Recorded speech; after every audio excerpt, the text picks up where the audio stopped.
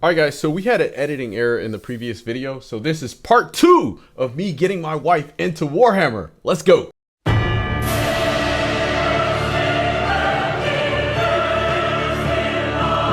So begins the Great Crusade, a crusade across the stars to reunite not just humanity, but the Emperor with his fallen sons. The first to be found was Horus,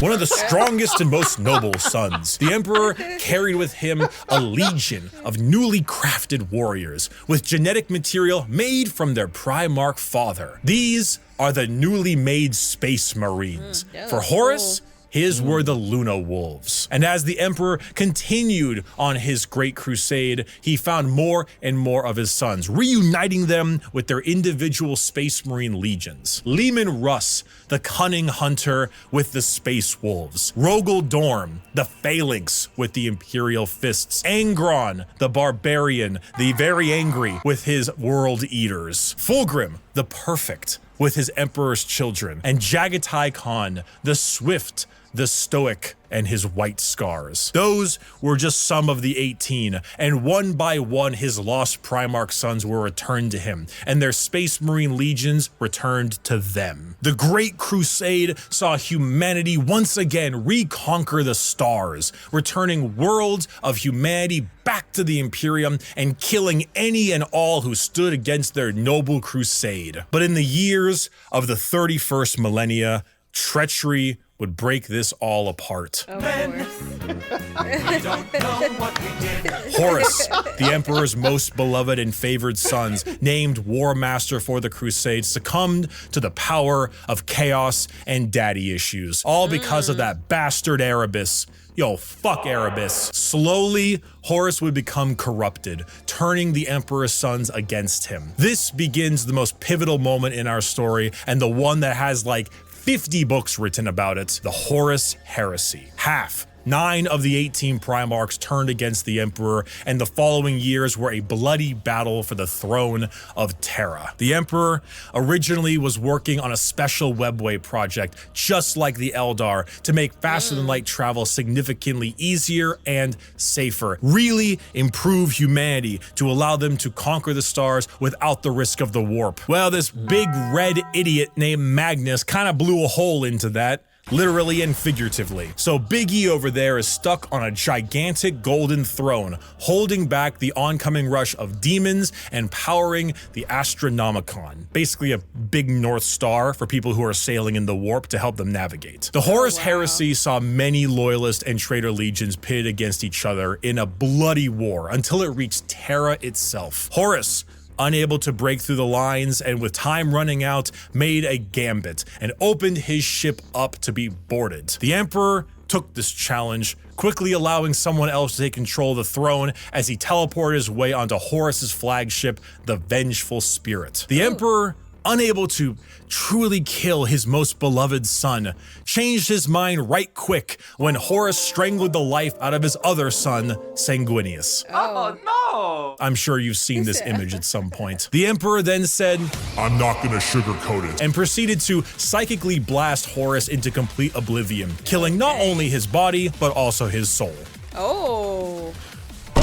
Horribly wounded from this duel, the Emperor is returned to the Golden Throne in order to keep the demons at bay and power the Astronomicon, because without it, humanity would be flying blind. There he sits, slowly dying from his wounds and the strain of powering the Golden Throne. The only thing keeping him alive is feeding upon the souls of 1,000 psychers every. You gotta listen, because it's crazy. He look like Skeletor. Yeah, because all he can do is power the machine. So that throne is a toilet as well, because like he just sits there. I don't know. Maybe he has assistants take away his poo. I don't even think he eats. All he does is pour his energy into controlling the machine. And so he's just rotting there. Yeah. That's insane. Yeah. Blind. There he sits, Wow. slowly dying from his wounds and the strain of powering the Golden Throne. The only thing keeping him alive is feeding upon the souls of 1,000 psychers every single day. This What? was A day? 1,000 psychers. Yeah. A day. A day. I'm thinking like They probably go maybe around and round them up from different planets or all over the galaxy. Wow. Imagine That's terrible. people being born just to be fed to the Emperor. Oh, that's horrible. Yeah. 1,000. That is a lot. A day. Yeah. Let's keep going. Wow. 10,000 years ago. We are now in the 41st 10,000 years millennium, ago. modern 1,000 years ago. Every That was the 10,000 strain years ago. of powering the Golden Throne. The only thing keeping him alive is feeding upon the souls This of is kinda 1,000 evil. psychers every single Wow. day. This was 10,000 years ago. We are now Wow. in the 41st millennium, modern my day. God. Warhammer 40,000. That's insane. The Emperor remains amount of on his people. throne. The Imperium is a rotting carcass of an That's like empire, a billions of fascist, people. xenophobic cult that worships the Emperor as a deity despite him never wanting to be seen as a god. Over the span of 1 million worlds, the ecclesiarchy, the church of the Emperor, is spread throughout. Inquisitors with unparalleled power root out any sign of heresy or lack of devotion to their god Emperor. The other that's half of the scary. traitor legions move about as Chaos Space Marines, raiding and pillaging the Imperium, while the loyalist half does their best to keep the Empire alive. All throughout this, they must endure Orc invasions, Eldar trickery, the reawakening of the Necron race, and the Great Devourer, the newest is too tyrannid much. threat from the darkness between galaxies that has arrived to feast on their worlds. Does anybody get a break? Because, okay, so the Emperor is doing all this so the demons won't come into Terra. But then he's feeding on billions of babies and people a day. I mean, 1,000 people a day Yeah. for 10,000 years. Yeah. And that's And all so to it's like control that now I'm machine. thinking like there's probably a farm for babies and they breed them like chickens, and then it's like Probably, yeah. and then they take I don't know what the criteria is, if they feed him baby souls or if he needs adult souls. I mean, there's got to be a farm somewhere, and so they're doing evil to prevent but evil. also you have to remember that psychers aren't like common birth, so it'd be like 1 out of every 100 person would be born a psyker. Oh shit, Yeah, that's even worse. You're right, exactly. Okay, this is a lot to take in. The theme of Warhammer 40,000 is regression and intolerance. Every major faction in Warhammer has had an empire that spanned the galaxy only to be crushed back to a hollow shell of what they once were due to their own failings. Culture, the arts, personal freedom, religious tolerance, the simple possibility that alien life might not want to kill us is considered heretical and is often met with a pistol to the head. There is no time for these things. All there is time for is worship of the God Emperor and a million wars to be fought. To be a human in the 41st millennia is 99% of the time to live a horrible existence. To be Yeah. one of trillions of other humans across a million worlds throughout the galaxy. A galaxy where AI is outlawed, so humans are repurposed and lobotomized to become slaves. A place where lack of devotion is met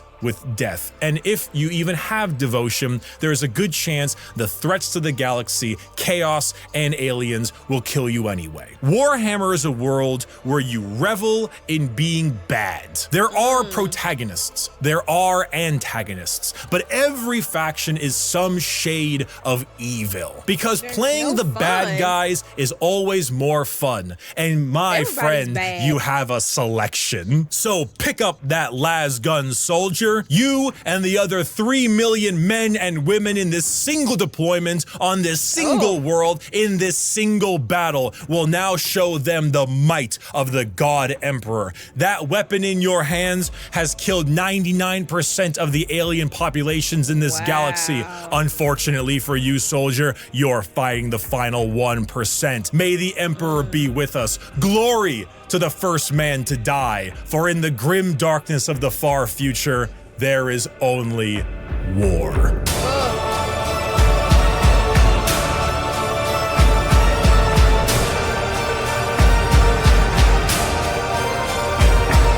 This is hell. This is hell.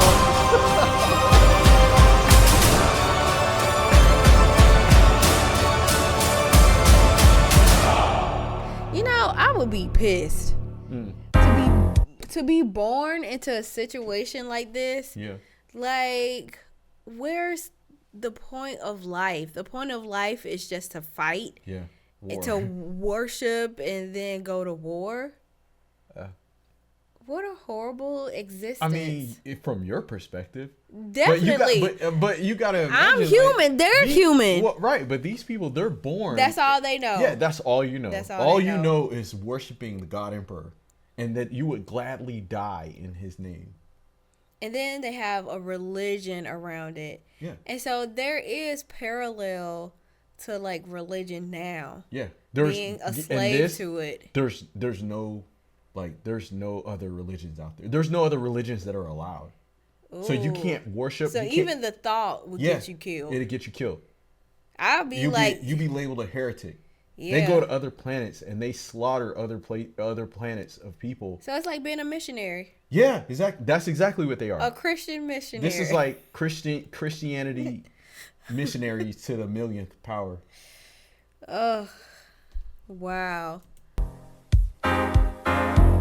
Thank you, everyone. I hope I have helped teach you about Warhammer. If you are a brand new person and you want to get a bit more about the world, there are multiple books that do a great job at showing off how the entire universe operates. For the most part, Warhammer is a setting, and often stories are told in that setting with a Warhammer coat of paint. Gaunt's Ghosts is Band of Brothers, but Warhammer. It's honestly one of my #1 recommendations for new people. Assassinorum Kingmaker is an assassin novel involving those night worlds. This is Mission Impossible, but Warhammer. Bloodlines is Blade Runner, but Warhammer. And the list goes on and on. If I had to recommend a brand new novel for a first-time Warhammer enjoyer, these are the 4 I would recommend. Horus Rising, Caiaphas Cain, First and Only Gaunt's Ghost, and Infinite and the Divine. They are all fantastic novels, and they will get you acquainted with the world without needing to know too much. Thank you all so much for watching this video.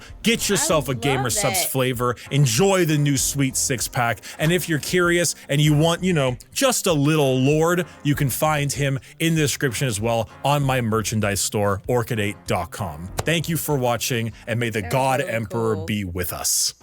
Oh man, that was a lot to take in, though. Now, brain overload. Right now, I know this was a lot to take in, but what are your thoughts overall from everything? Man, so my thoughts is that the level of evil has many degrees in this new world, and it's like I kept thinking about Earth and or Terra, where we are now. We're in the 21st century, and how we're kind of on a trajectory to, I don't know if it'll be that bad, but yeah, with AI and then maybe becoming a level 6 civilization, who knows how far it could go.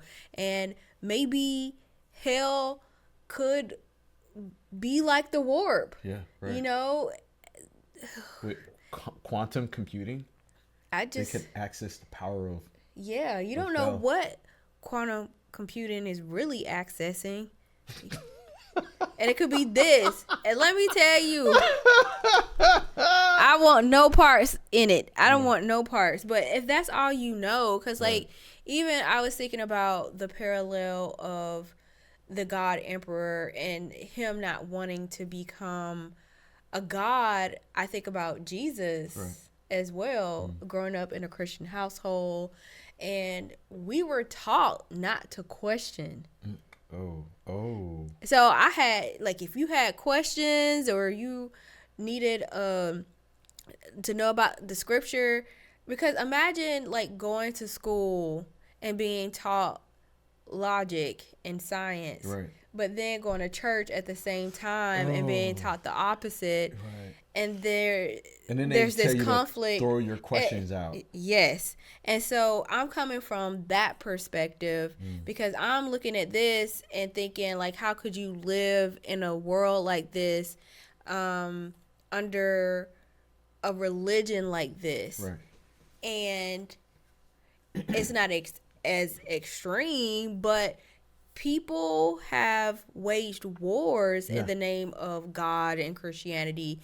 Millions of people have died because of that religion. And so there is a parallel to that. And so that's what I'm keeping in mind as well. And not having any options to think otherwise.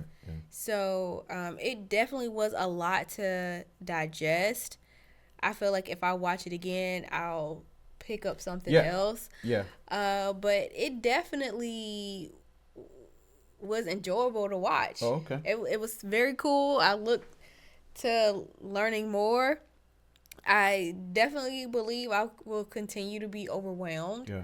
Because how do you create something like this? It gets easier and easier the more videos that you watch or books that you read, or when you consume yourself into the world of Warhammer. Everything becomes very understandable. And so for me, this was a great breakdown of the lore. And you know, I've watched this 3 times already, and I learned something new every time I watch it. You know, and he did a fantastic job telling the story and the lore and like really immersing us into the story. And for a person that is new to something like this, usually when they tell a story, it's about one character, but there was just so many different races. And even though I kind of felt overwhelmed, I didn't feel too lost. I felt like there was he kind of guided me through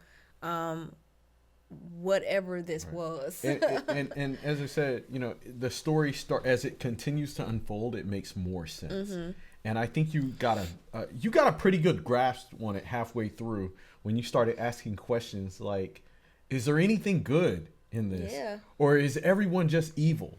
And then you come to find out that everyone is evil.